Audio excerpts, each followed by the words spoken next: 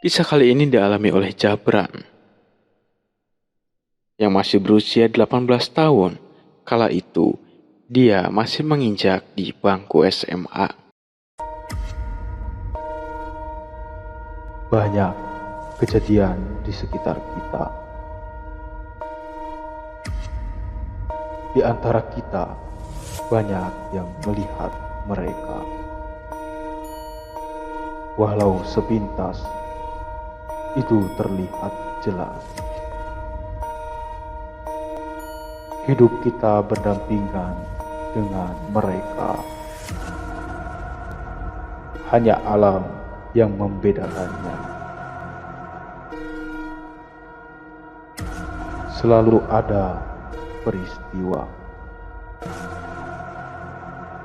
Maka akan aku kisahkan semuanya.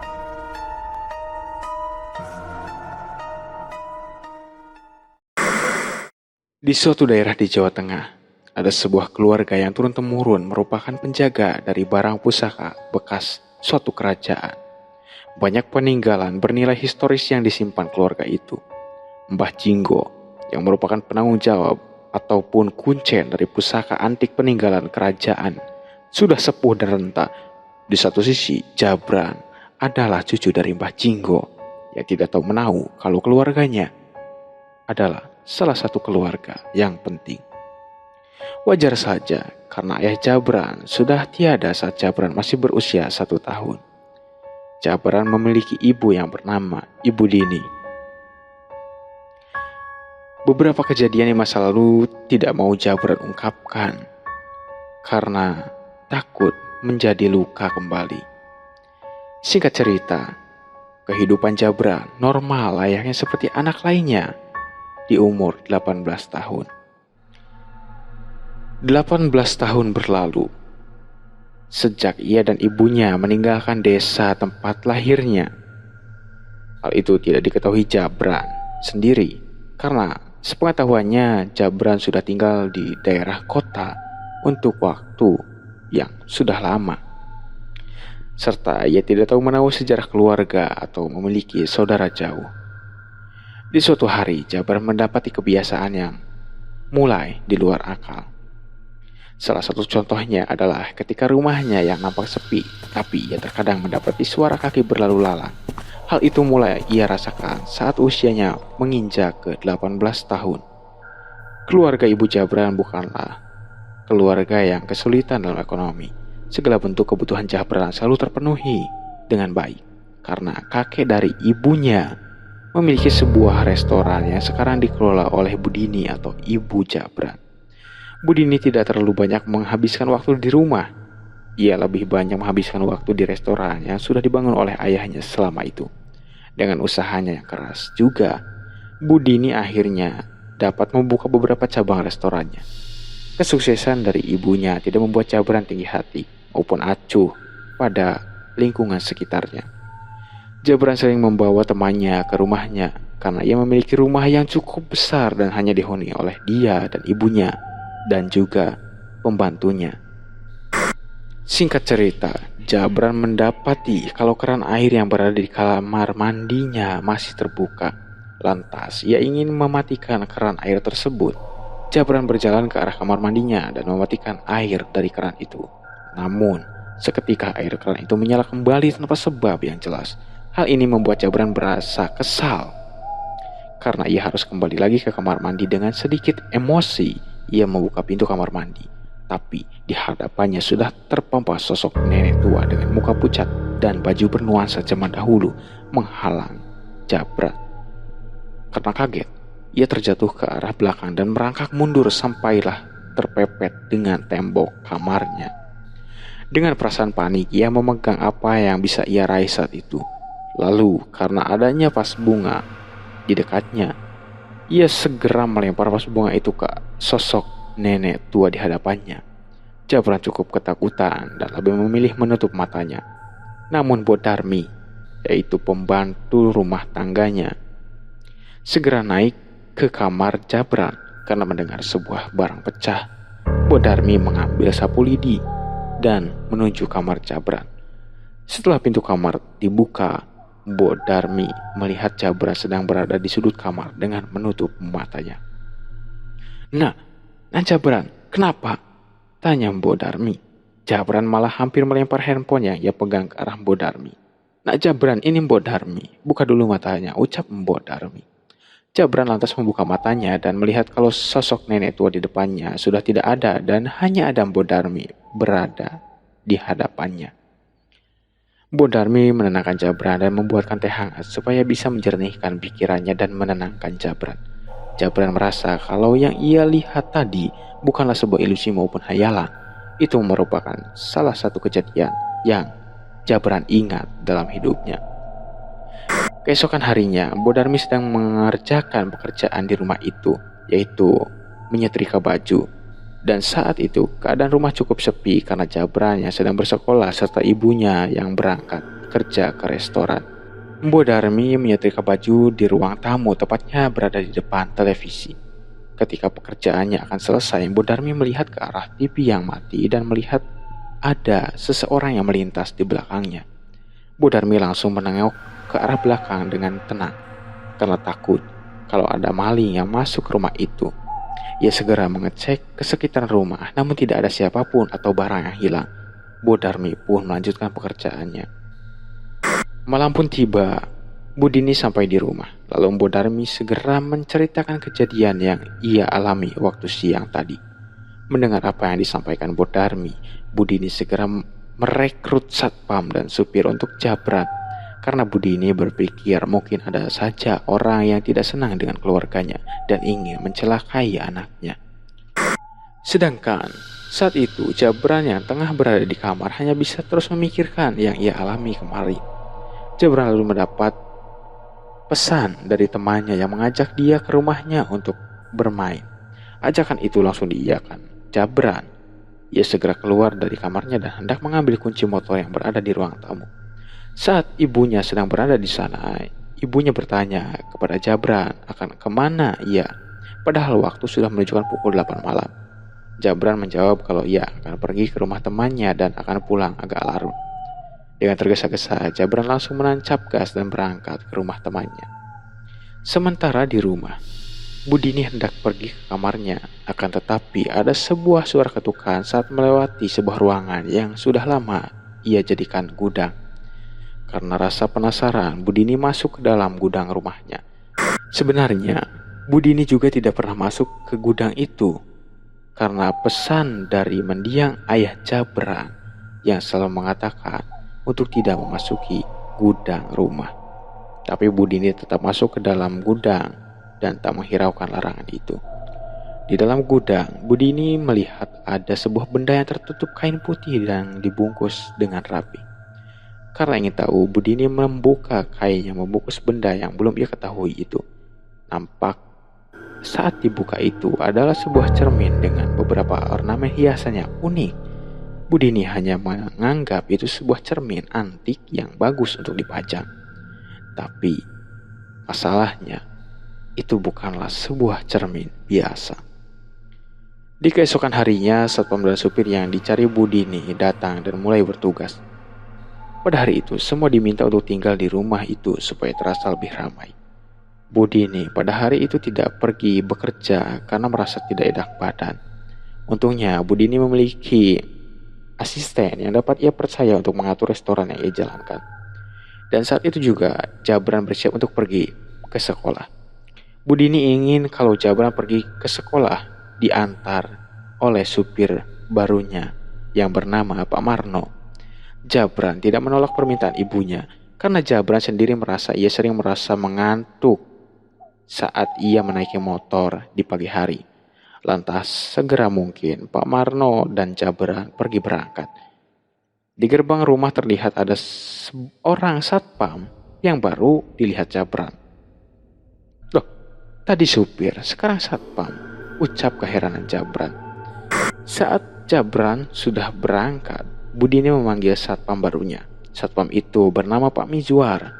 Budini meminta bantuan pada Pak Mizwar untuk mengangkat cermin yang ia temukan semalam untuk dipindahkan ke dekat ruang keluarga. Saat Jabran mengikuti kelas di sekolah. Ia merasakan kantuk yang sangat berat. Matanya sempat terpejam dan tertidur pulas. Sampailah guru Jabran membangunkan Jabran dan memarahinya karena tertidur saat jam pelajaran. Karena itu, Jabran diminta untuk pergi ke kamar mandi dan membasuh mukanya. Jabran pun ke kamar mandi dan membasuh mukanya memakai sabun. Tapi buih sabun mengenai matanya. Hal itu membuat matanya terasa perih. Jabran mengucek matanya yang perih. Lalu sepintas terlihat sosok wanita tua berada tepat di cermin di depannya. Karena kaget, Jabran segera membasuh matanya yang terkena sabun dan sesaat setelah dibasuh, sosok nenek tua itu menghilang. Karena tidak ingin berlama-lama di sana, Jabran segera kembali ke kelas. Saat pulang sekolah, Pak Warno sudah siap menjemput Jabran di depan gerbang. Setelah Jabran masuk ke dalam mobil dan bertanya kepada Pak Warno, "Bapak percaya gak sama setan?" Tanya Jabran pada Pak Warno. "Yang gaib itu ada, Mas. Tapi kalau kita gak ganggu mereka gak bakal usik," jawab Pak Warno. Mendengar jawaban Pak Warno, Jabran sedikit heran karena ia merasa tidak pernah mengganggu atau mengusik suatu hal yang berbau mistis. Di jalan, Pak Warno berkendara dengan santai. Tapi tiba-tiba Pak Warno menginjak rem dalam-dalam dan membuat Jabran terkejut. Jabran bertanya pada Pak Warno, kenapa tiba-tiba mengerem mendadak. Pak Warno menjawab kalau ia melihat sebuah kucing hitam yang melintas dan hampir menggilas kucing itu. Setelah itu, Pak Warno melanjutkan perjalanan. Sampai di rumah, Jabran langsung mengurung diri di kamar dan merasa sangat bingung dengan kejadian beberapa hari yang dia alami. Jabran juga merasa pasti setiap kejadian yang dialami bukan tanpa sebab maupun alasan. Perut Jabran tiba-tiba berbunyi. Ia merasa keroncongan dan pergi ke dapur untuk mengambil makanan. Saat hendak ke dapur, ia melintasi ruang keluarga dan melihat cermin aneh. Ia merasa sedikit tidak enak dengan adanya cermin itu. Tapi ibunya keluar dari kamar dan melihat Jabran di dekat cermin yang ia keluarkan dari gudang. Dengan spontan, ibunya berkata ia baru menemukan sebuah cermin dari gudang dan memajangnya di ruang keluarga. Jabran merasa itu bukan ide yang bagus, tapi karena itu keputusan ibunya, Jabran tidak menolak ataupun mengeluh. Jabran berlanjut ke dapur untuk makan di sana. Di dapur, ia melihat ada seseorang di sana. Jabran menganggap kalau itu Mbok Darmi yang sedang memasak. Karena hal itu, Jabran meminta untuk dibuatkan makanan. Orang yang dianggap Jabran sebagai Mbok Darmi itu mulai memasak. Lalu Jabran berpesan kalau makanannya sudah jadi, ia minta tolong untuk diberitahu. Jabran lalu berjalan ke teras rumah dengan membawa sebotol minuman dingin dan handphone di tangannya. Jabran duduk di depan teras sambil bermain gadget, tapi ia malah melihat ada Mbok Darmi yang sedang menyiram tanaman. Saat ia menenggak minuman dingin itu, ia kaget karena melihat Mbok Darmi berada di depannya. Jabran tersedak karena mulutnya penuh dengan air. Jabran segera berjalan ke arah Mbok Darmi dan bertanya bukannya Mbok Darmi sedang memasak makanan untuknya di dapur tadi. Mbok Darmi menjawab kalau dari tadi ia sedang menyiram tanaman dan sama sekali belum ke dapur. Jabran kembali ke dapur dan melihat ada nasi goreng di atas meja yang masih panas. Jabran segera langsung membuang makanan itu karena takut. Tapi saat ibunya ke dapur, Budini langsung bingung kenapa Jabran membuang makanannya. Lantas ibunya bertanya pada Jabran kenapa ia membuang makanan itu. Jabran hanya menjawab kalau ia sudah kenyang dan kembali ke kamarnya. Beberapa hal yang Jabran alami hampir membuatnya gila. Lalu malam pun tiba. Pak Mijuar sedang berjaga di posnya. Karena mengantuk, ia terus menguap. Kemudian ia menyeduh kopi di dapur dan meninggalkan handphonenya di pos jaga. Setelah kembali, tidak tahu kenapa, kamera handphonenya terbuka dan di situ terlihat seperti ada sebuah video yang baru saja direkam. Karena merasa heran, Pak Mijuar melihat rekaman yang berada di HP-nya dan mendapati suatu hal yang tidak lazim. Seperti ada wanita tua melongo ke arah layar HP milik Pak Mijuar yang menyala tiba-tiba itu.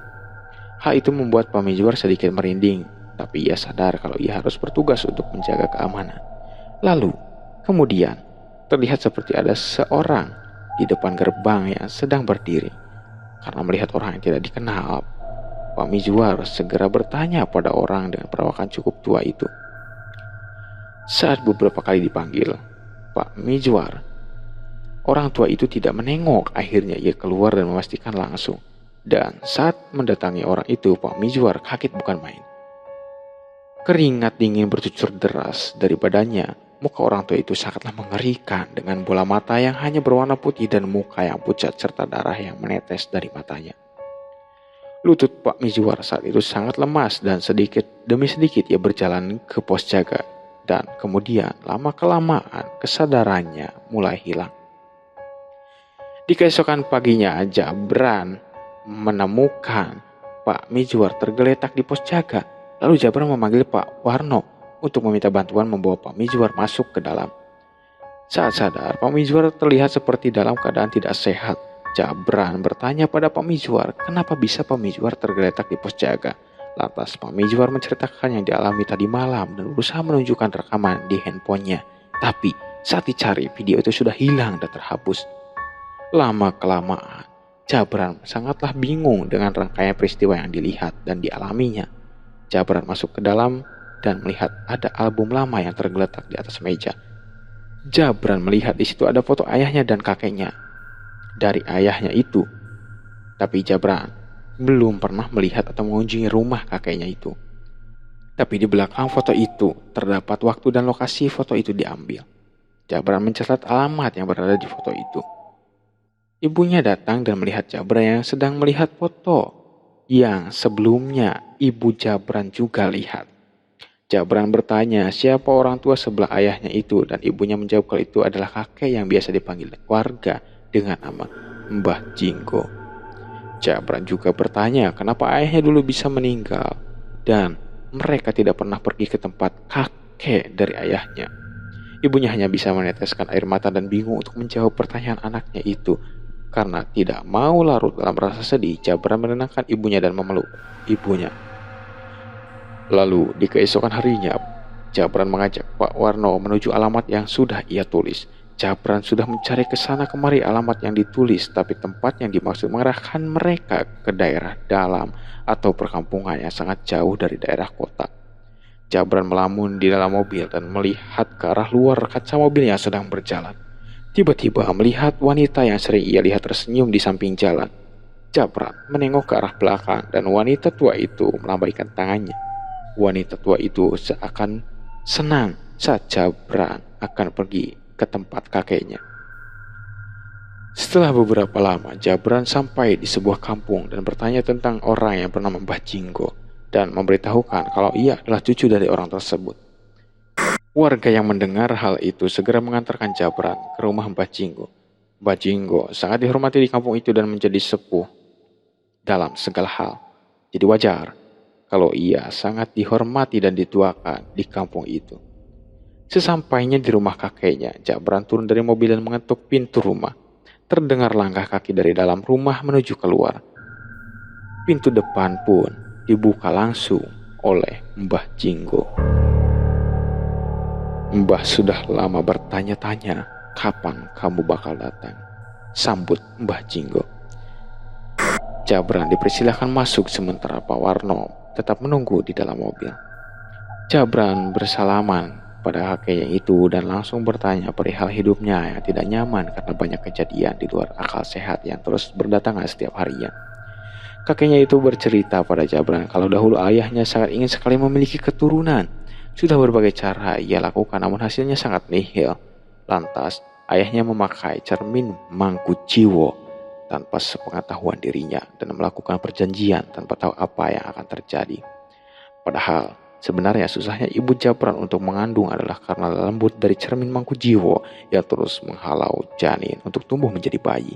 Dan saat melakukan perjanjian dengan cermin itu, ayah Jabran lantas membawa pergi ke kota dan belum pernah kembali saat Jabran dewasa.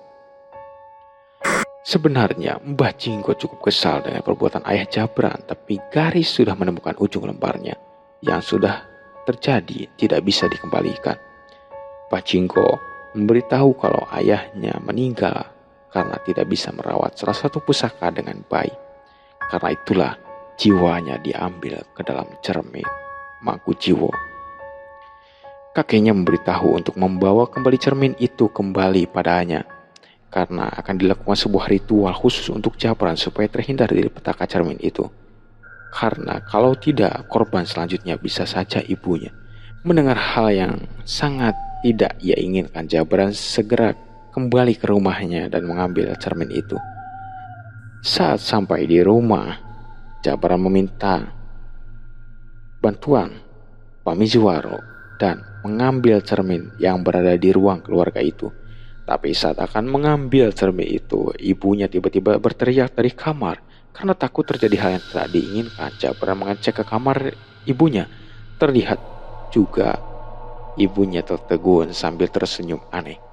Pak Mijuar yang datang menyusul Jabran juga kaget melihat Budini dalam keadaan seperti itu dan langsung membacakan doa-doa yang ia hafal. Setelah dibacakan, Budini terlihat lemas dan ambruk di ranjangnya. Jabran kembali memanggil Empu Darmi dan meminta agar Empu Darmi menjaga ibunya karena takut sesuatu hal terjadi. Setelah itu, Jabran kembali ke rumah kakeknya dengan membuat cermin Mangku Jiwo. Di saat itu juga, Mbah Jinggo sudah mempersiapkan bahan untuk ritual tersebut dan memulai ritual untuk menolak bala. Pertama, Mbah Jinggo meminta Jabran untuk memandikan dengan tangan sendiri tanpa menggunakan baju di malam hari. Saat itu, Jabran cukup ragu untuk melakukan hal itu, tapi demi ibunya dan keselamatannya, ia sanggup melakukan hal apapun. Malam pun tiba pada pukul 11. Pergi ke sebuah sungai di sana melepaskan pakaiannya. Keadaan di sana sudah sangat sepi dan senyap. Tidak ada satu orang pun mau keluar pada malam itu. Dengan ketenangan, rasa sabar yang memandikan cermin itu dengan 7 jenis bunga berbeda. Sepertinya lelembut di sana memperhatikan Jabran, tapi tidak mengganggu Jabran atau mengusiknya. Karena Jabran sebelumnya diberikan jimat oleh kakeknya berupa kalung supaya tidak terjadi hal yang tak diinginkan di sana. Udara dingin menancap ke badan Jabran. Rasa dingin dari angin malam dan air sangatlah terasa kala itu. Belum lagi ada suara tawa dari arah kegelapan yang berusaha mengganggu proses pemandian cermin Mangku Jiwo itu. Belum lagi suara langkah kaki yang terus bermunculan tanpa adanya sosok yang terlihat. Hatinya ketakutan setengah mati. Pengalaman itu menjadi satu pengalaman terburuk dan pahit melebihi apapun. Karena keadaan gelap gulita dan hanya sebuah cempor yang jadi penerangan kala itu membuat Jabran tersandung akar saat akan membawa kembali cermin itu. Untung saja cermin yang ia bawa tidak pecah ataupun rusak, tapi kakinya berlumuran darah karena terhantam pada sebuah batu tajam. Sesampainya di rumah Mbah Jinggo, Jabran terlihat tertekan dengan apa yang sudah dia alami. Mbah Jinggo segera mengobati luka-luka pada Jabran karena kalau tidak akan semakin parah. Sampailah pada saat ritual akhir, Jabran diharuskan untuk bersila di sebuah ruangan yang sebelumnya telah Mbah Jinggo siapkan. Dan setelah itu Mbah Jinggo memberi Jabran makanan, sebuah nasi ketan yang dicampur dengan darah ayam cemanik untuk mengisi perutnya. Rasa mual dari ayam itu membuat ia ingin muntah. Namun, Jabran tidak punya pilihan lain. Lalu, di ruangan yang sudah disiapkan Mbah Jinggo, Jabran duduk bersila selama 2 hari 2 malam. Di malam pertama, Jabran merasakan siksaan dari rasa lapar dan dahaga. Tapi, saat di malam kedua, ia didatangi sosok wanita tua yang biasa ia lihat. Tercium bau bangkai yang hampir membuat ia ingin keluar dari ruangan itu. Tapi dengan tekad yang kuat, Jabran terus melanjutkan ritualnya. Sampai sosok wanita tua itu menjulurkan lidahnya yang panjang ke pundak Jabran. Rasa lendir menetes ke bajunya dan bau yang tidak sedap juga dari sosok itu. Di waktu itu, rasanya sangatlah tidak tertahankan. Tidak hanya ingin berhenti, tapi juga Jabran ingin membuka matanya dan berlari keluar. Tapi ia terus mengingat pesan dari kakeknya untuk jangan menghiraukan segala jenis gangguan apapun sampai waktu yang ditentukan. 2 hari berlalu, Jabran selesai dengan ritualnya dan badannya sangat lemas, ditambah luka yang masih sangat terasa sakit. Mbah Jinggo memberitahu pada cucunya mulai dari situ cermin Mangkujiwo akan disimpan di tempatnya supaya keluarga Jabran terhindar dari segala jenis petaka yang berasal dari cermin itu. Mulai sekarang, cermin Mangkujiwo akan kakek simpan di sini supaya keluargamu tetap tenang dan tidak mendapatkan gangguan apapun, ucap Mbah Jinggo kala itu. Jabran sangat bersyukur karena semua sudah berjalan dengan lancar. Singkat cerita, Jabran pulang kembali ke rumahnya, namun ibunya sangat kaget melihat keadaan anaknya yang penuh luka dan pucat itu. Tapi Jabran berkata, ia tidak apa-apa dan mulai sekarang semua akan berjalan seperti semestinya lagi. Akhirnya, buah dari perjuangan Jabran berhasil setelah beberapa bulan sampai ia lulus dari sekolah. Ia tidak pernah mendapatkan gangguan yang sebelumnya terus membuatnya tidak tenang. Usaha ibunya juga berjalan lancar dan sukses. Akhirnya hidupnya tenang tanpa ada hal apapun yang harus dipikirkan. Terus dukung catatan astral agar cerita-cerita lainnya dapat selalu tersaji untuk Anda.